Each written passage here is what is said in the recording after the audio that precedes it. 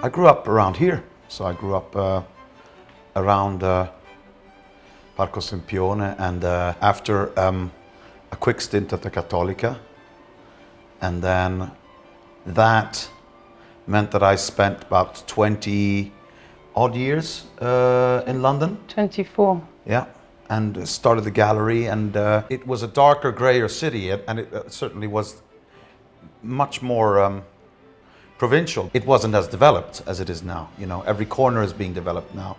I wasn't anything like as invested in the city as I am now. I didn't really recognize the Milan that Carl used to talk to me about. You know, this sort of slightly decadent, super lively place with people from all over the world, and it didn't feel like that. I feel very lucky to be living here, really, because I think it's a sort of big little city. It's just, it's a highly sophisticated place with an extreme concentration of interesting, clever, industrious people. That creates energy. And I think that's what sort of attracted us to move back here. And it just gives you a nice feeling. And there's also that thing of this sort of scambio di battute, you know, that you have with your morning coffee. It's just very civilized. Most of our close friends are a little bit like us, whether they're in film production or architects. It's quite an easy small city compared to the big metropolis that maybe a lot of my generation went and spent 20 years in London and New York. I mean, life is much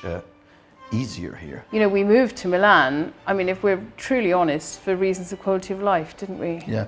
But actually, it's turned into an enormous, an exciting sort of opportunity for us in lots of ways, because we've met so many brilliant people. And part of old school art dealing is really worrying about how things look in context. So that's why we don't work with a white cube. It helps if you've got other people, installers and framers. Certain things work in certain spaces. So Milan really works with that, because here you have people that understand these developments. And I think that that's going to be the strength of Italy, as long as it's got the element of, you know, innovation. Italians, you know, going through certainly the state system, have a level of culture that is unparalleled anywhere else in the world, I would say, certainly anywhere else in Europe. Being able to do things to this kind of standard, with talking about art production and staging exhibitions and people just having that sort of extra. So that's really what is very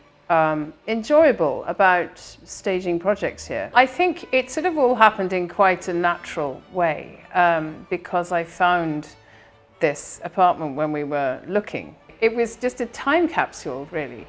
And that was really what got us thinking about inviting our artists in to do projects there, because it was designed as an entertainment space, to exhibiting, to showing, you know, to inviting artists to respond to the space. Our artists often come and stay with us, you know, it's sort of in a way, a kind of extended family sort of thing.